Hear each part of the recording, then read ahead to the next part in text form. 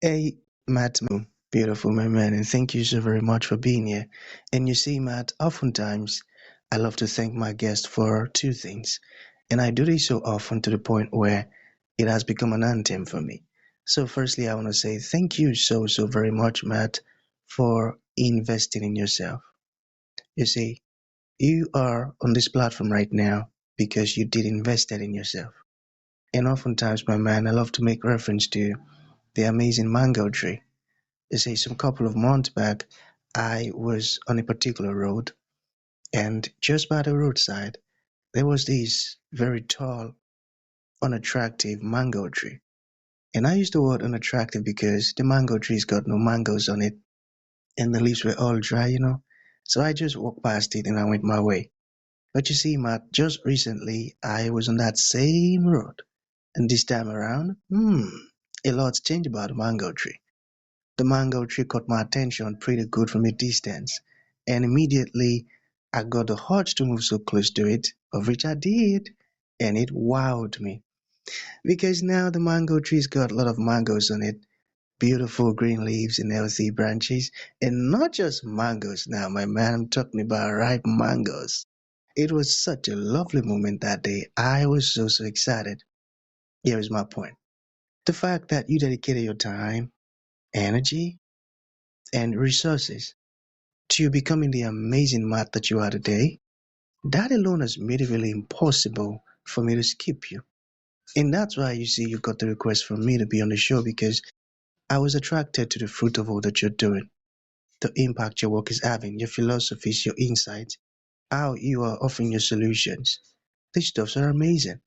And just before you got the request from me, my man, I said to myself, I've got to benefit from these beautiful things Matt is doing. Not only me now, but even the audience. And here we are today with the amazing Matt.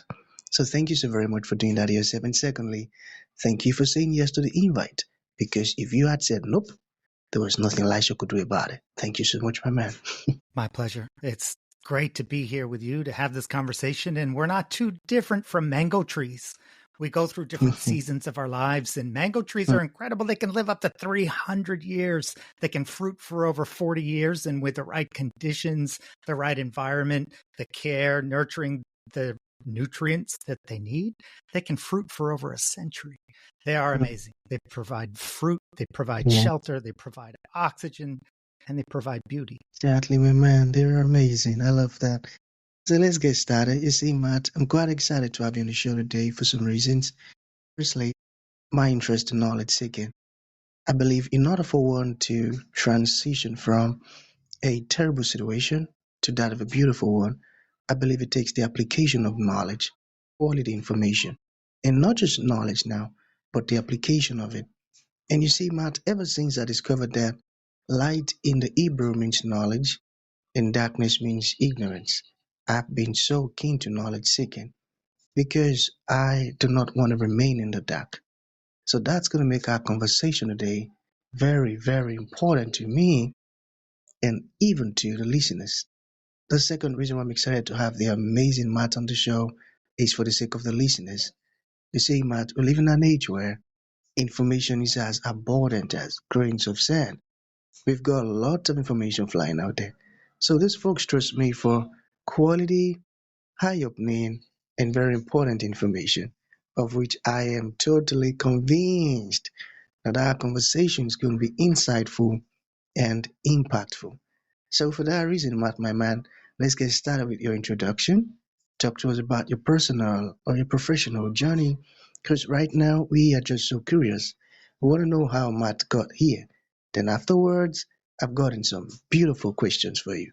Okay, Matt, my man, over to you. Thanks for this opportunity. I think that insightful, impacting, I love those I words that you used. Illuminating is powerful, the light that we have within. And sometimes that light is dimmed for one reason or another. For myself, some of my personal journey includes teen homelessness, addiction, days that were really dark, deep, dark depression. And ultimately, it was until I had others help illuminate a better path a healthier path. I really walked in darkness. So I'm grateful for mentors, for people in my life who have really, again, shown a light to a better way, a better path. My professional career has been helping people build whole health wealth. I spent 20 years in credit counseling, coaching, educating people from all different walks of life, from preschool to senior citizen centers, to all different homeless shelters, to prisons, to banks, to employers. And what I found is that knowledge, as you said earlier in the introduction, Elisha, is only one ingredient that helps us to be successful, but it's the application of the knowledge that truly can be impactful and be transformative. Here in the United States, we have, and many other places, but I'm in the US, in the greater Boston area, and it's the area that I know the best. And US businesses are impacted significantly by financial stress. One statistic actually from Salary Finance, a journal here, estimated $4.7 billion was lost in productivity every single week. Let me repeat that again, because sometimes we get desensitized to numbers. $4.7 billion every week in the United States are lost in productivity as a result of financial stress. So people stress. And we were talking even in the introduction, Elisha, that we can't control all the circumstances around us, the stuff that happens outside of ourselves. What we can control is our reaction to that. And with financial stress, oftentimes it's an indicator of something deep down within ourselves. And maybe it's financial traumas. Maybe it's part of our history that we haven't been able to do the work or have an illumination on a better, brighter way. And I know for myself, as I said, many people have helped coach and mentor me in the financial realm, but overall, so that I could build whole health wealth. And whole health wealth is looking at not just the financial, but all of the different domains of well-being. That includes, again, financial, most definitely, but also occupational, our emotional well-being, our physical well-being, our relational well-being. We have an epidemic of loneliness in the United States. And friends from around the world have reported similarly, especially going through COVID and now in this post-COVID world. We have many opportunities for connection. Social media, knowledge, as you mentioned earlier, Elisha, is prevalent everywhere we turn, like grains of sand. They're innumerable. But among all of that, it can still be so lonely. And ultimately, what I do is I work with organizations to bring hope, to help employees be financially well and thriving so that it directly impacts productivity, so that companies, organizations aren't part of that $4.7 billion weekly loss. Amazing, man. That's a great one you're doing. I tell you, using your solution to help solve that particular problem, that's profound and I love it. And thank you for the wondrous stuff that you're doing. So I'm just going to begin with this one, all right? What is whole health wealth? Can you talk to us about that? Yeah, thank you for asking. So whole health wealth is the concentration and idea that our well-being in the different domains, I mentioned a few, the physical, the occupational, the emotional, the spiritual, the financial. So 8 domains of well-being, that they're inseparable. They're connected in ways that relate to each other. So for instance, if you've ever been stressed because of personal finances, maybe more bills than you have money to pay for, more food and groceries that become too expensive and become stressful to manage that grocery budget. I know I felt that. That stress is real. And that stress that we have as a result of that lack of financial well-being affects our physical well-being as well. There's a study by the American Psychological Association that shows in the United States, almost a quarter of the population has at least at some time felt stress so significant as a result of their personal finances that it creates PTSD, post-traumatic stress disorder symptoms. So loss of sleep, things like high blood pressure, high cholesterol, it directly has an impact on life's longevity. So thinking about financial stress in that perspective of whole health wealth, it's critical. It's vital to our very nature, our very well-being. I got that. I got that. Okay, so let's talk about money story. How can people start healing their money story? Yeah, man. I mean, that goes deep, right? When we think about our money stories, they're individual, just like the thumbprint. Each of us has a different one that's very unique. Math, 1 + 1, as simple as it is, most of us can agree that 1 + 1 = 2. But if you have $1 and add another dollar to it and ask people in a room, what can you do and what are the best things you can do with $2? The answers are going to be varied. There's going to be some that are passionate, some that are apathetic, but certainly there's going to be many very different thoughts, opinions, and ideas about the best things to do with those $2. Our money stories really begin with some of our first money memories. When we're little kids, generally, and we see whether it's parents, whether it's those who raised us, whether we were a product of neglect. There's a huge range. But those money stories and what we witness, what we experience as kids really do form within the first few years of our life and childhood development, the ideas, values, beliefs, and skills in managing money later on in life. So think about, for instance, the knowledge about money is pretty simple. We already came to the conclusion, we pretty much agree 1 + 1 = 2. When it comes to spending money, most people have heard, don't spend more than you make and you'll be all right. But we all know that alone as advice isn't helpful and sometimes it's harmful. Because again, money is emotional. And with those emotions, when they're not controlled, we have things like different addictions. Process addictions, including gambling, overspending.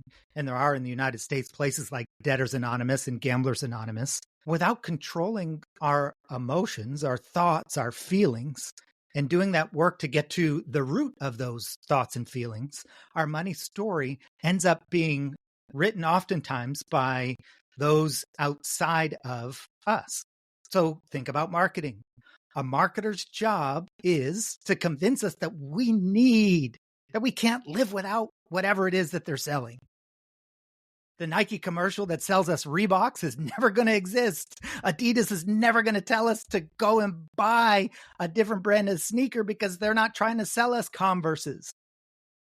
Nike's trying to sell us Nike, and they're going to use marketing to hit us deep in the heart, to help us feel like if we wear the shoes, then we will be able to run faster, jump higher, achieve and accomplish more. I'm a little bit old school, so Michael Jordan sneakers were sort of where I came up.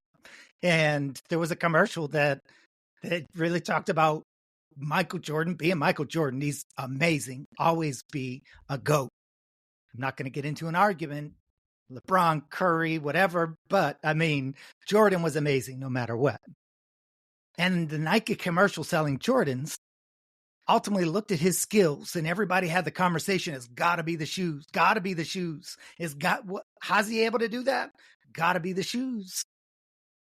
And ultimately, when we stop back in our rational mind, we know those shoes aren't going to make me a baller like Michael Jordan. I can't jump. I can't shoot.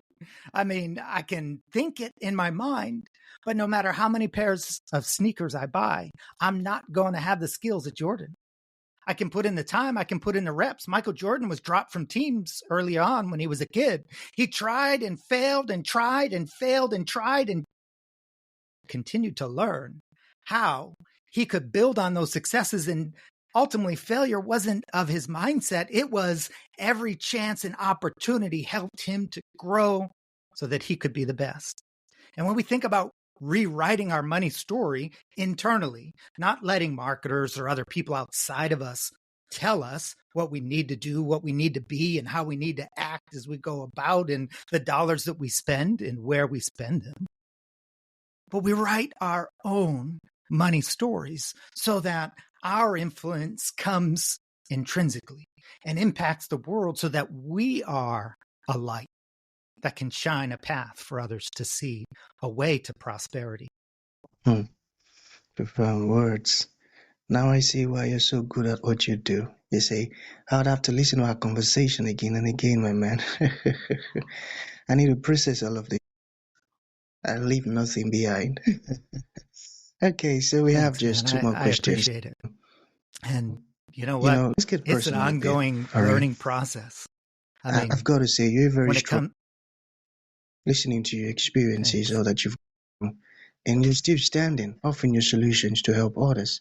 So, how did homeless addiction and cancer shape how you see success? See, for me, I have been through a lot and came close to death many times through addiction, through overdose, through cancer more recently. And ultimately, my faith guides me because I am alive by grace. No doubt about it. One thing that I carry with me is perspective, because I can be grateful no matter the circumstances. When it comes to something like cancer, bile duct cancer was the type that I had, and it's a grim prognosis. But why not me? Why not me? Many have challenges. And at some point in our lives, we all will go through something difficult. If you haven't, hey, man, enjoy it. If you have, you understand what I'm speaking of. We cannot control our circumstances. However, we can control our reactions to that. And through cancer, I can remain grateful. I'm still here. I'm still standing. I still have something to give. And for that, I'm grateful. I'm grateful to have this conversation. I'm grateful to be able to feel sun on my face. I'm grateful still for the vision that I have, that I can see incredible things, whether they be mango trees or the fruit that they bear. Beautiful. I can. Yeah. There we go. Beautiful, my man. That was a profound one, and I love it. So to bring this to an end, Matt, what would you like to leave the audience with, like a final thought? And to those folks who would like to reach out to you, learn more about everything we've discussed, or they felt inspired, they want to ask you questions, how can that be possible? Thanks. Yeah. Hit me up on LinkedIn. I'm active there and happy to connect. A final thought that I have that really is important for me, even though I've learned a lot and I've taught a lot, I've helped over 100,000 people through my teaching and speaking. I love getting on stages. My best-selling, award-winning book has been able to influence a lot of people. But money is still an ongoing personal journey. It's something that I continue to grow, evolve, and wrestle with because I'm not perfect when it comes to discipline. The last thought that I'd like to say is there is always hope. As long as we're on this side of the grave, as long as we have breath in our chest and light in our eyes, there's hope. And with that hope, we can be motivated to action. And that motivation to action can create discipline, and we can live incredible lives with well-being, regardless of circumstances around us, regardless of things that are beyond our control, because we can control our reaction to them and know always that there's hope. And in that, always find joy and be fulfilled. Profound words. There is always hope. That's beautiful. I love that. So that's going to be the end of the show, my man. Thank you for coming. Thank you for sharing this beautiful stuff with us. I tell you, it means a whole lot. Thank you, my man. My pleasure. It's been great